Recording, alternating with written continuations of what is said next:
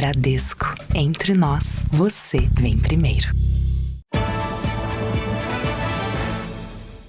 Olá, boa noite. Boa noite. A investigação que apura a lavagem de dinheiro da principal facção criminosa do país encontrou a empresa que concentra boa parte dos valores da venda de drogas da Cracolândia. O dinheiro do tráfico no centro da capital paulista era lavado em paraísos fiscais.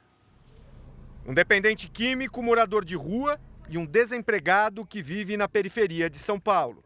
São esses os sócios de uma empresa que em 2 meses movimentou mais de 3 milhões e 600 mil reais. A Vemax, assessoria de créditos e cobranças, com sede na zona norte da capital, é, segundo a polícia, uma empresa de fachada criada com a única intenção de lavar dinheiro do crime organizado. O rastreamento da movimentação financeira mostrou que os depósitos nas contas da empresa eram feitos em agências bancárias na região central de São Paulo. Geralmente em cédulas de baixo valor, R$ 2, 5 e R$ 10, e em mau estado de conservação. Dinheiro do tráfico de drogas na Cracolândia. A investigação da Polícia Civil identificou que uma corretora de câmbio descredenciou a Vemax por identificar transações suspeitas em dólares e euros. As investigações também descobriram que assim que o dinheiro entrava nas contas da Vemax, era pulverizado para outras 14 empresas. Entre elas, a Via Neman Consultoria e Logística, considerada o banco do PCC. Em um período de pouco mais de 2 anos, a Neman movimentou 321 milhões de reais. As pessoas imaginam, que estar envolvido em crime organizado, ou o crime organizado é aquele indivíduo que está numa biqueira, de bermuda, sem camisa, com fuzil nas costas, aquilo é um traficante, não é mais. Hoje, ele é um investidor que pega o dinheiro dele e investe no narcotráfico e jamais teve qualquer movimentação, por exemplo, carregando um caminhão ou 1 quilo de cocaína. As operações da Vemax foram suspensas em dezembro do ano passado, as da Neman em outubro. Não foram localizados os advogados que as representam. Segundo a polícia, a maior parte das empresas que formam esse sistema de lavagem de dinheiro foi registrada em nome de pessoas que tiveram documentos usados de maneira fraudulenta. Para o presidente da Comissão de Direito Empresarial da OAB de São Paulo, a falta de fiscalização na abertura de empresas por parte da Junta Comercial do Estado facilita a ação dos criminosos. A maior percentual das fraudes hoje na criação de empresas, nas alterações de contratos fraudulentos, se dão nas assinaturas digitais que passam pela junta comercial sem a devida fiscalização. A Junta Comercial do Estado de São Paulo disse em nota que não é um órgão fiscalizador e que esse tipo de ação cabe às autoridades competentes. Veja agora outros destaques desta terça-feira. Rony Lessa presta depoimento e diz que matou vereadora Marielle Franco por ganância. Produtores rurais calculam o impacto das queimadas e das geadas nas plantações. Nos Estados Unidos, democrata Kamala Harris é criticada por se recusar a dar entrevistas. Na Venezuela, novos indícios de que a eleição foi fraudada pelo governo de Nicolás Maduro. Israelense é resgatado de túnel depois de ser mantido como refém por terroristas do Hamas.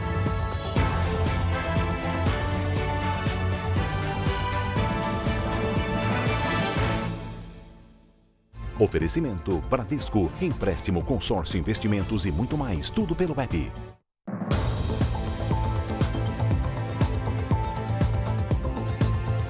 Um líder comunitário foi preso em flagrante suspeito de operar um drone que monitorava policiais e criminosos numa comunidade do Rio de Janeiro. Segundo a investigação, as informações eram repassadas a traficantes.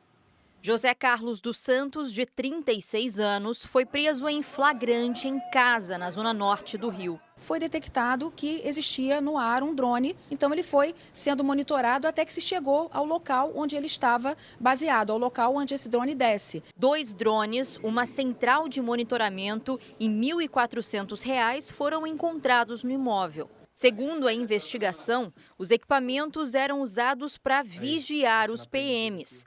O suspeito é presidente da Associação de Moradores da Vila Joaniza, na Ilha do Governador, zona norte do Rio. Segundo a Polícia Civil, José Carlos atuava como líder comunitário havia 3 anos. Os equipamentos apreendidos vão passar por perícia. A expectativa é de que as imagens e as informações ajudem a identificar os principais criminosos da região.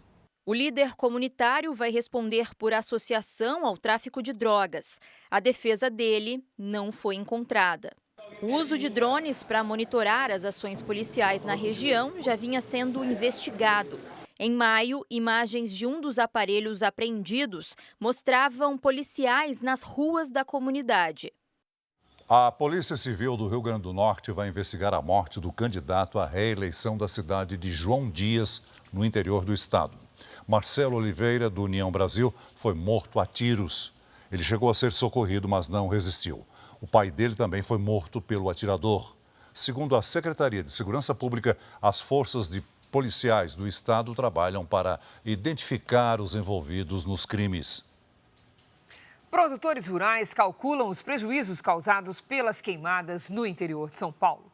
Os incêndios destruíram quase 60 mil hectares de plantações de cana-de-açúcar. No Instituto Agronômico, em Ribeirão Preto, 150 hectares de cultivo de cana-de-açúcar foram queimados, o equivalente a 150 campos de futebol. A produção é usada em pesquisas de novas tecnologias. Estudos com mais de uma década viraram cinzas. Uma tecnologia que sairia provavelmente agora em novembro, uma nova variedade, por exemplo, a gente vai ter que retardar, talvez para novembro do ano que vem. Segundo a Associação de Produtores, mais de 2.100 focos de incêndios destruíram 59 mil hectares de canaviais. O interior de São Paulo é responsável por mais da metade da produção nacional de cana-de-açúcar. Os produtores estimam que os prejuízos com os incêndios passem dos 350 milhões de reais.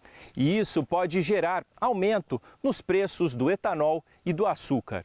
O governo do estado anunciou a liberação de um pacote emergencial de 10 milhões de reais para a recuperação de lavouras. Os produtores terão acesso a créditos sem juros.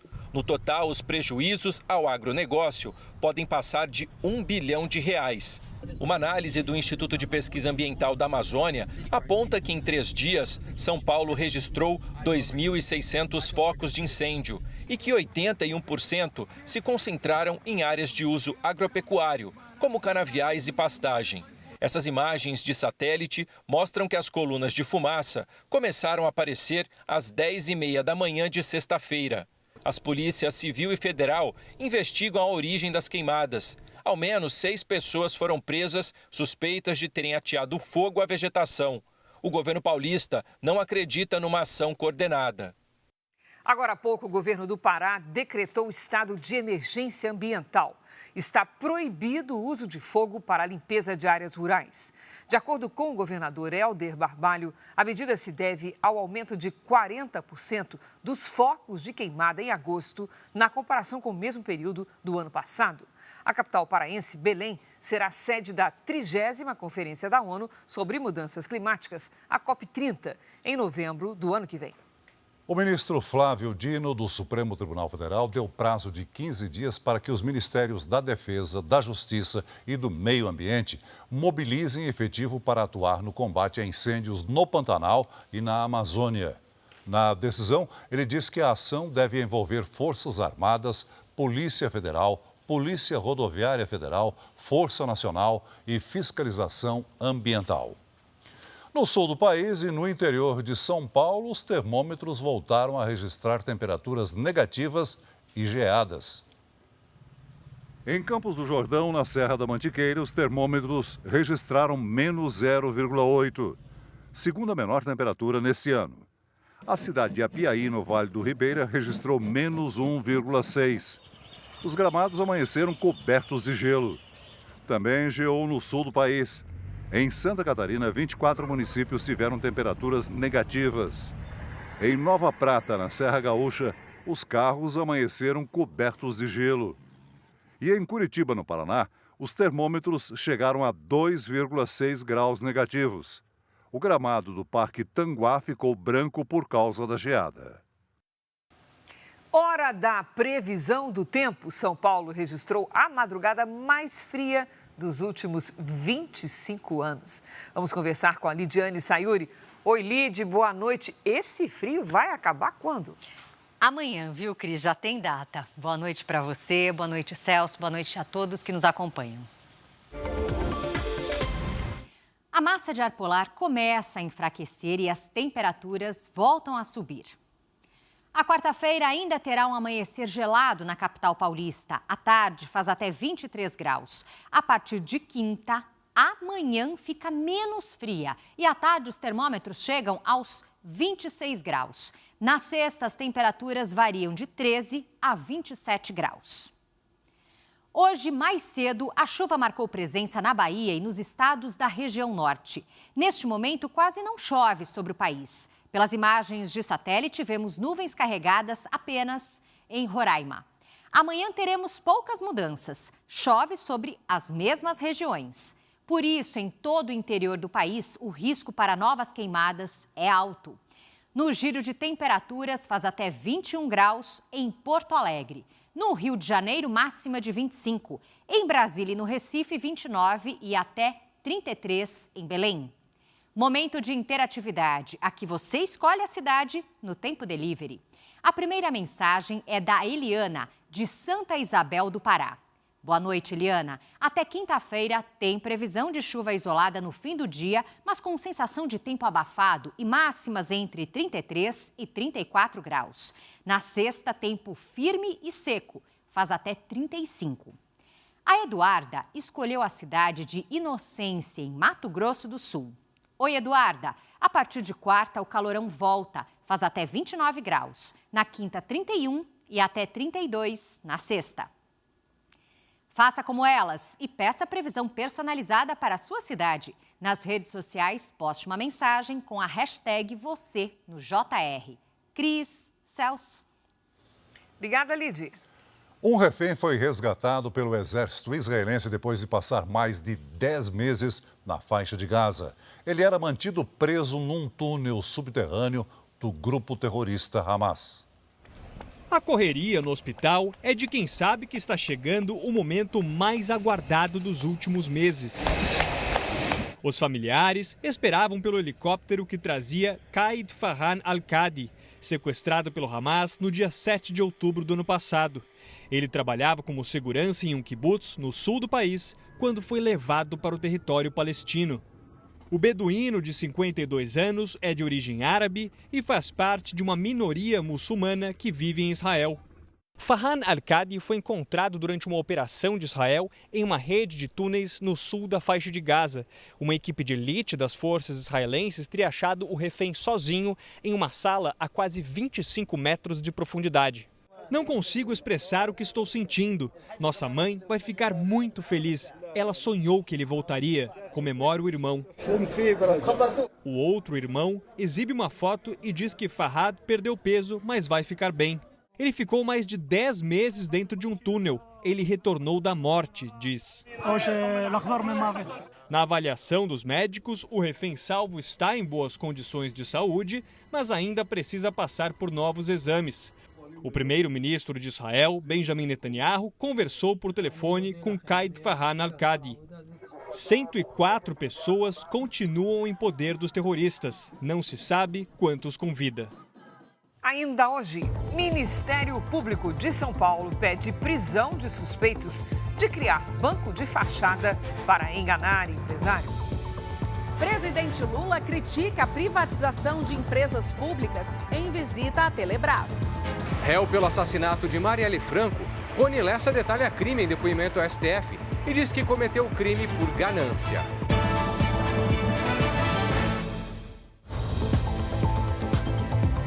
O IPCA 15, índice que aponta uma prévia da inflação, desacelerou e ficou em 0,19% em agosto, abaixo do 0,30% registrado em julho. Na média, houve queda dos preços dos alimentos e alta principalmente dos grupos de transportes e educação. Em 12 meses, a inflação acumulada é de 4,35%. O levantamento é do IBGE. O Ministério da Justiça prorrogou a portaria que obriga a distribuição gratuita de água em shows, festivais e qualquer grande evento. A medida vale por 120 dias e a distribuição deve acontecer em pontos de livre acesso para o público. A medida foi adotada pela primeira vez depois da morte de uma jovem durante um show da cantora Taylor Swift, no Rio de Janeiro. Um laudo apontou que Ana Clara Benevides, de 23 anos, morreu de exaustão térmica por exposição ao calor. O Ministério Público de São Paulo pediu a prisão dos suspeitos de participar da fraude milionária que lesou vários empresários. Os estelionatários criaram um banco de fachada que prometia créditos com taxas atrativas. Depois de receber a chamada taxa de garantia, o grupo sumia com o dinheiro. O escritório fechou as portas 15 dias depois da prisão do falso banqueiro Wittenberg Magno Ribeiro, de 59 anos. Ficava no 7º andar deste prédio de alto padrão em São Paulo. Era ali que grandes empresários assinavam falsos contratos de empréstimos milionários. O site do banco, que não é cadastrado pelo Banco Central, segue no ar. O Jornal da Record teve acesso com exclusividade à decisão do Ministério Público. Além de Wittenberg, foram denunciados José Renato Ferreira Lima e Vinícius Pereira Fernandes. A promotoria considera que os três fazem parte de uma organização criminosa que causa prejuízos milionários às vítimas. José Renato teve a prisão preventiva decretada e é procurado pela polícia. Existem ao menos 17 empresas em nome dele.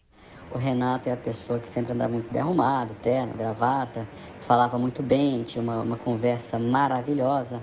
As pessoas que viam o Renato falavam, só faltavam dizer aonde eu assino, né? O Ministério Público também pede a prisão preventiva de Vinícius. De acordo com as investigações, ele seria outra peça importante na negociação com os empresários. Ora ele era diretor, ora ele era vice-presidente, ora diretor de operações, diretor financeiro. As vítimas eram convencidas a pagar uma taxa de garantia, valores superiores a R$1 milhão. Mas o empréstimo nunca era depositado. Não existe taxa de garantia, o Banco Central, inclusive, não autoriza o pagamento antecipado de nenhum tipo de adiantamento por parte de quem está pedindo crédito. Wittenberg Magno Ribeiro segue preso em São Paulo. Ele é apontado como articulador da fraude dos empréstimos milionários. Em nome dele, foram abertas ao menos 10 empresas no país. O falso banqueiro responde a 39 processos na justiça. Wittenberg já foi preso no Rio de Janeiro e no Paraná. A vida de luxo a bordo de helicópteros e jatos comerciais criava uma trama envolvente. Ele aparecia como dono de 2, 3 bancos, se eu não me engano. Então, o Wittenberg, ele era o dono do negócio. A defesa de Wittenberg não respondeu os nossos contatos. Os advogados de Vinícius Fernandes e José Renato Lima não foram localizados. Eleições 2024. Vamos ver como foi o dia dos candidatos à Prefeitura de São Paulo. Candidato do MDB à reeleição, o prefeito Ricardo Nunes visitou o Mercado Público de São Paulo e fez campanha acompanhado do governador Tarcísio de Freitas. Nunes prometeu aumentar as ações de zeladoria com recapeamento de ruas e reforma de praças, além da melhoria na iluminação na região central. O governador e o prefeito falaram sobre a cooperação entre as administrações estadual e municipal. Ricardo Nunes disse que a parceria tem resultados, como a redução dos índices de criminalidade aqui no centro de São Paulo. É um conjunto de ações que a gente está desenvolvendo para poder melhorar ainda mais a segurança. Os índices já têm melhorado, só aqui no centro, roubo reduziu em 61%, furto 59%. Então a gente já está no processo de redução e esse fortalecimento, investimento, trabalho conjunto, nós vamos ter uma segurança melhor ainda, sem dúvida nenhuma. O candidato Pablo Marçal, do PRTB, visitou o Instituto da Criança e do Adolescente do Hospital das Clínicas, referência na América do Sul no tratamento de diversas doenças complexas. O candidato prometeu mais recursos para os hospitais da cidade. Pablo Marçal disse que, se for eleito, vai investir em tecnologia e inovação na saúde pública. O candidato voltou a prometer que vai zerar a fila de exames e cirurgias na cidade de São Paulo. Colocando tecnologia, além da economia, vai ter serenidade para as pessoas. Vamos contratar, vou fazer multirões, fazer convênio com o Estado, fazer convênio inclusive com outros municípios. Nós vamos comprar a ociosidade de hospital particular, que já foi provado que é mais barato que o Sistema Único de Saúde, que é público. Então, assim, não tem segredo, tem que ter à disposição. Guilherme Boulos, do PSOL, tomou café da manhã em uma padaria na zona sul de São Paulo. Depois, ele fez uma caminhada com apoiadores pelo comércio. O candidato prometeu investimentos em transporte público e no atendimento de saúde para a população mais carente da capital paulista. Guilherme Boulos também afirmou que pretende criar centros de oportunidades nas regiões mais periféricas de São Paulo. A ideia do programa é profissionalizar jovens com idade a partir de 15 anos, para que eles possam ser inseridos no mercado de trabalho. Designer, audiovisual, programador, turismo, moda, gastronomia, as profissões que hoje têm espaço na nova economia de São Paulo, que é uma economia de serviços e uma economia digital. O jovem da periferia tem que ter essa oportunidade. E os centros de oportunidades vão ser isso, vão abrir uma porta. José Luiz da Atena, candidato do PSDB, fez campanha na Vila Clementino, zona sul da cidade. Ele caminhou ao redor do Hospital São Paulo e conversou com eleitores. Depois, o candidato tomou café em uma padaria. Da Atena criticou a demora no atendimento de pacientes que aguardam por consultas, exames e cirurgias e prometeu melhorias.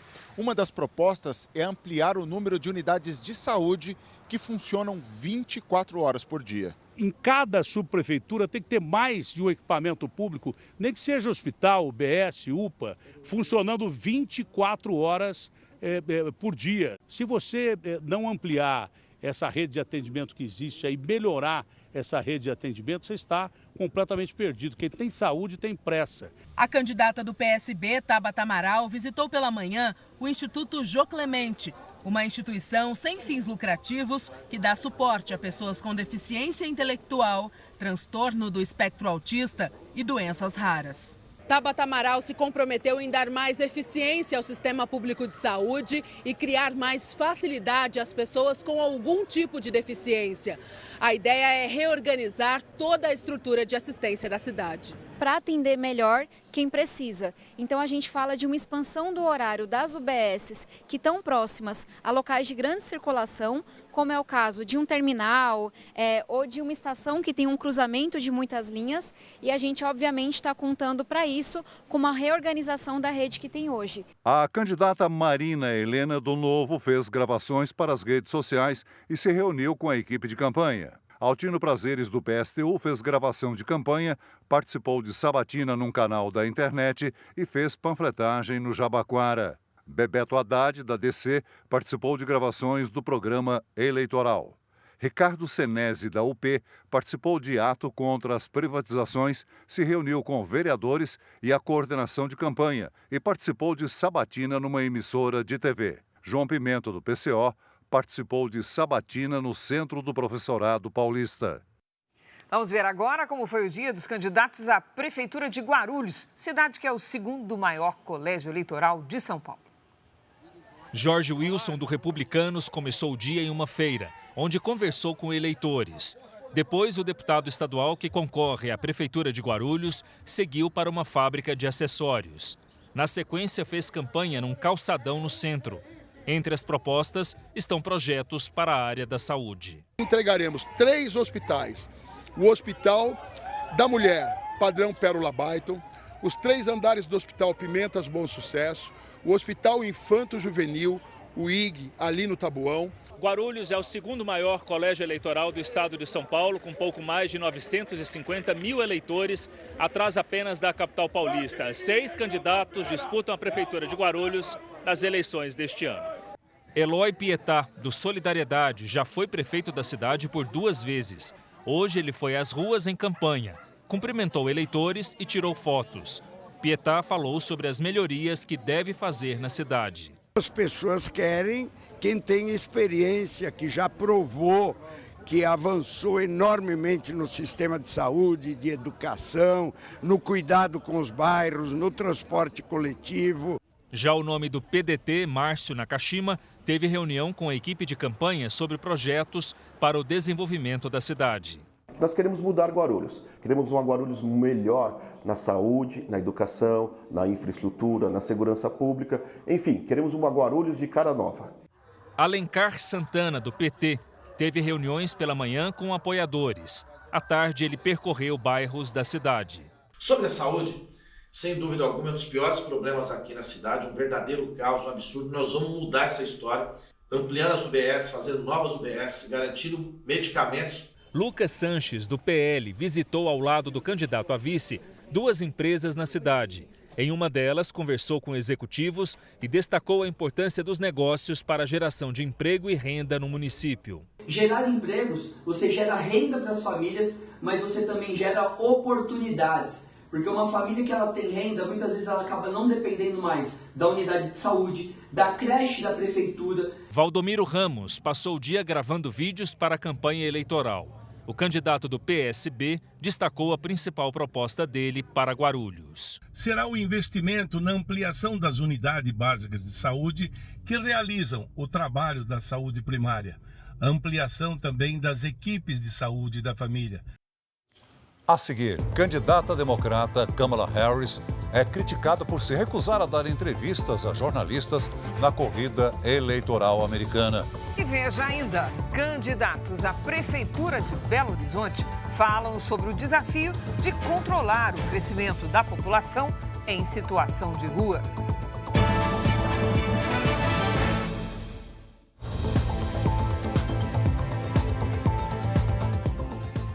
Nos Estados Unidos, Donald Trump e Kamala Harris intensificaram os eventos de campanha. A democrata tem sido muito criticada por se recusar a dar entrevistas.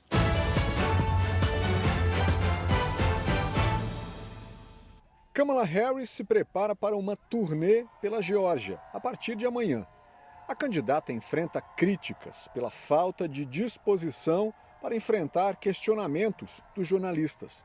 Para os especialistas em comunicação, a explicação seria um receio da equipe de campanha sobre a postura da candidata em uma situação de pressão. Desde a indicação há 37 dias, Harris não participa de coletivas de imprensa. Pressionada, a campanha democrata anunciou que uma entrevista exclusiva a um canal de TV americano foi agendada para quinta-feira, com Harris e o vice Tim Walz. O professor de Relações Internacionais, Tomás Pauliello, acredita que a democrata tem evitado longas entrevistas porque tem pouco tempo de campanha. Ela assumiu a candidatura depois que o presidente Joe Biden abandonou a corrida eleitoral no mês passado. Ela não é considerada ou não é conhecida como uma grande entrevistada. Ela tem dificuldades, às vezes, quando confrontada, né? Quando sendo, digamos, provocada em determinados temas. Então, pode ser que ela esteja tomando um tempo maior aí para se preparar. A imprensa americana diz que Harris teria que responder questões como: seria mais agressiva com o tipo de armas enviadas à Ucrânia para combater a invasão russa? Como vai regular a inteligência artificial se o governo pouco fez para regular as mídias sociais? A candidata era a favor de descriminalizar as travessias de imigrantes ilegais, mas agora defende que pode controlar e proteger a fronteira melhor que Trump. Como faria isso? Analistas políticos acreditam que agora seria a hora da democrata apresentar novas ideias. Há 70 dias das eleições americanas, a candidata anunciou hoje, pelas redes sociais, que quer reduzir a inflação e construir mais moradias. Os altos custos da habitação estão entre as principais reclamações de quem vive aqui nos Estados Unidos. Para Bruce Kane, professor de ciência política da Universidade Americana de Stanford, Kamala está se concentrando em vídeos curtos para plataformas digitais. Ele critica a falta de propostas mais elaboradas e diz que faltam explicações mais detalhadas sobre questões complexas. Ela precisa falar sobre temas que interessam a população, como emprego, inflação, se os filhos estão seguros nas escolas, afirmou. Assuntos nos quais a campanha do oponente, Donald Trump, tem apostado. É o que mostra a repórter Juliana Rios. Uma pesquisa revelou que as propostas do ex-presidente Donald Trump para a economia e o emprego são as melhores para 43% dos eleitores registrados para votar. Já 40% preferem as ideias de Kamala. Trump não teve agenda pública hoje, mas anunciou o lançamento de um livro de memórias na próxima semana. Na capa, a foto histórica tirada momentos depois da tentativa de assassinato em julho, durante um comício. A obra ainda reúne outras imagens dos 4 anos em que o republicano esteve no comando da Casa Branca. Uma edição autografada do livro vai custar o equivalente a R$ 2.700. Na própria rede social, o candidato republicano anunciou que chegou a um acordo para participar do debate com Kamala Harris, marcado para 10 de setembro. Vão valer as mesmas regras da última vez em que estive com Joe Biden. Só ficará aberto o microfone de quem estiver na vez de falar. Não haverá plateia e os candidatos não poderão levar anotações ou documentos, declarou Trump. Na Venezuela, fiscais de urna disseram ter visto as atas eleitorais que confirmam a derrota de Nicolás Maduro para o opositor Edmundo González Urrutia. Uma reportagem publicada pelo portal Caracas Chronicles da Venezuela traz relatos de fiscais que teriam atuado nas sessões eleitorais no dia da votação e tido acesso a atas com os resultados parciais. De acordo com as declarações, nesses locais, Edmundo González Urrutia teria vencido com uma margem considerável. Eles também afirmam que teriam sofrido pressão do partido governista para não divulgar as atas. Os entrevistados falaram sobre a condição de anonimato. Todos são ligados ao Partido Socialista Unido da Venezuela, que é o partido de Maduro. Na Venezuela, as sessões eleitorais contam com as chamadas testemunhas, ou fiscais que representam os partidos. Ontem, o Conselho Eleitoral da Venezuela acatou a decisão do Tribunal Supremo de Justiça e voltou a afirmar que Maduro venceu as eleições. Os dois órgãos são alinhados com o governo. Para este especialista em direito internacional, a reportagem reforça a suspeita de fraude na apuração dos votos. Há uma comprovação interna de quem participou da apuração, sendo que a maior crítica não é em relação ao transcurso da eleição no dia, mas sim a uma apuração obscura que é controlada pelo governo de Nicolás Maduro. Então é uma clara comprovação de que esse processo de apuração foi deturpado. Estados Unidos, União Europeia e 10 países latino-americanos não reconheceram a vitória de Maduro, assim como a Organização dos Estados Americanos. Brasil e Colômbia têm mantido a posição de exigir que o governo venezuelano apresente as atas com os resultados das urnas.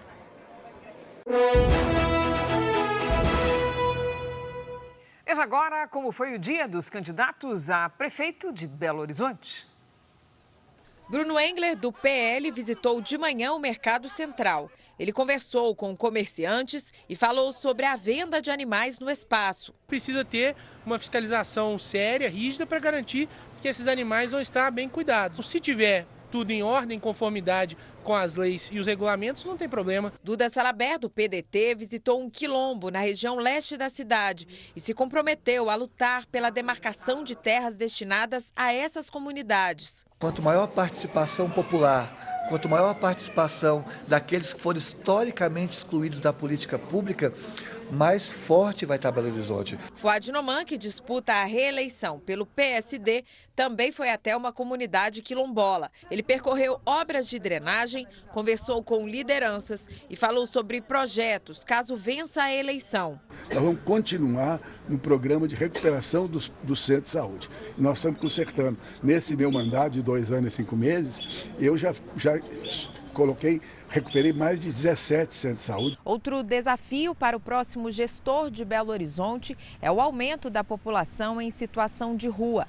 Na última década, o número de pessoas que vivem em praças, calçadas e viadutos quase triplicou na capital mineira. No bairro da Lagoinha, que concentra parte dessa população, Mauro Tramonte, do Republicanos, e a candidata a vice Luísa Barreto ouviram as demandas de quem não tem onde morar. Por que a cidade toda, onde você vai, está com essa quantidade dessas pessoas abandonadas? São seres humanos, gente. A gente fica muito preocupado com isso, que a cada dia Está aumentando. Carlos Viana, do Podemos, visitou o centro da capital. Ele ouviu pedidos de melhorias sobre mobilidade urbana e falou sobre a revitalização da região. Nós vamos trazer de volta o investimento flexibilizando o centro de Belo Horizonte. Morador de rua, eu já coloquei com muita clareza, nós vamos identificar essa população. Gabriel Azevedo, do MDB, teve agenda com servidores públicos da cidade. Presidente da Câmara Municipal, ele comentou sobre as propostas para a população em situação de rua. Uma pessoa que trata pessoas em situação de rua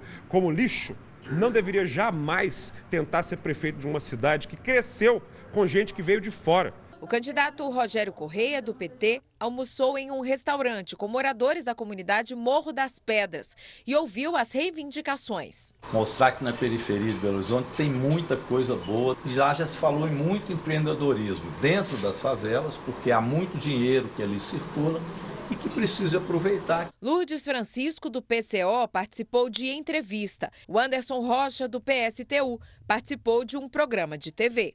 Indira Xavier, do UP, visitou um hospital e esteve em um ato contra privatizações. As Nações Unidas emitiram hoje um alerta para uma catástrofe global gerada pelo rápido aumento do nível do Oceano Pacífico. O secretário-geral das Nações Unidas fez um apelo hoje durante uma entrevista coletiva em Tonga, no Pacífico. O alerta ocorre depois da divulgação de um relatório da Organização Meteorológica Mundial. O mundo deve olhar para o Pacífico e ouvir a ciência. Em breve, podemos chegar a uma crise inimaginável e sem volta. O mundo deve agir antes que seja tarde demais, pediu Antônio Guterres. Before it's too late. Segundo o estudo, as temperaturas do oceano no Pacífico estão aumentando até 3 vezes mais rápido do que a média global. E é justamente esse aquecimento dos oceanos que causa o derretimento das calotas polares e, consequentemente, o aumento do nível dos mares. Guterres ainda pediu que os líderes globais intensifiquem a redução das emissões globais de gases de efeito estufa. A worldwide catastrophe. E ressaltou que uma catástrofe mundial está colocando em perigo as ilhas do Pacífico. O alerta também vale para o mar Mediterrâneo, que é classificado como um dos focos da mudança climática. A superfície das águas que banham a Europa, a África e a Ásia atingiu neste mês a temperatura mais alta já registrada, 28,9 graus Celsius. Uma pesquisa recente estima que no mundo 800 milhões de pessoas podem ser afetados pelo aumento dos oceanos. No Brasil, esse número chega a 2 milhões de habitantes. Na média global, o nível do mar já subiu 9 centímetros nos últimos 30 anos. E a previsão é que suba até 80 centímetros em menos de 8 décadas. Se esse cálculo se cumprir, a Baixada Fluminense seria uma das áreas mais atingidas do país. Esse mapa mostra que os primeiros afetados seriam os moradores dos bairros que beiram as lagoas de Jacarepaguá e Tijuca, na cidade do Rio de Janeiro, além dos habitantes de Duque de Caxias, Magé e São Gonçalo, na Baía de Guanabara. As capitais Fortaleza, Salvador, Recife, São Luís, Aracaju, João Pessoa, Natal e Maceió também estão ameaçadas. Produtores rurais do Rio Grande do Sul estão animados com a safra de grãos do verão, que deve ter um aumento de quase 17%. A agricultura foi um dos setores mais atingidos pelas cheias de maio. As enchentes deste ano deixaram marcas no solo gaúcho. Mais de 206 mil propriedades foram afetadas com perdas na produção e na infraestrutura em mais de 9 mil localidades. O Celso é pecuarista em São Gabriel, região central do estado. Ele teve prejuízos pela falta da pastagem, mas acredita em uma retomada no fim do ano. Com esta recuperação, nós vamos ter aí uma expectativa para outubro, novembro, de retorno ou início de um retorno da nossa pecuária forte. A estimativa para a safra de verão é positiva, com um aumento de quase 17% na produção de grãos. Mesmo após o Rio Grande do Sul ter sido castigado pela pior enchente da história. A expectativa é de superar 6,8 milhões de hectares, né? Embora se tenha toda a vivência, toda a calamidade, nos trouxe prejuízos importantes na parte final da colheita da soja da safra que já se encerrou. O Rio Grande do Sul é responsável por 70% da produção de arroz do país. A expectativa é produzir neste verão 8 milhões de toneladas, um aumento de 11% em relação ao ano passado. A soja deve registrar alta de 18%. E apesar de haver uma redução significativa na área plantada de milho, a produção também deverá ser maior. Para esta safra, o clima também é uma preocupação, com a presença do fenômeno Laninha, que pode causar pequenas estiagens. Justamente naquele período que a planta necessita de umidade, né? Então um pouco mais de cuidado. Quem tiver irrigação, que use irrigação, né? Ou quem não tem, que queira investir nisso, invista, né? Mas a tendência é essa. O Jornal da Record de hoje termina aqui. Essa edição na íntegra e também a nossa versão em podcast estão no Play Plus e em todas as nossas plataformas digitais. E à 00:30 tem mais Jornal da Record. Você fica agora com um capítulo especial da novela Força de Mulher. E logo depois de Gênesis, tem filme inédito no Cine Record especial Invasão Alienígena. Ótima noite para você. Boa noite.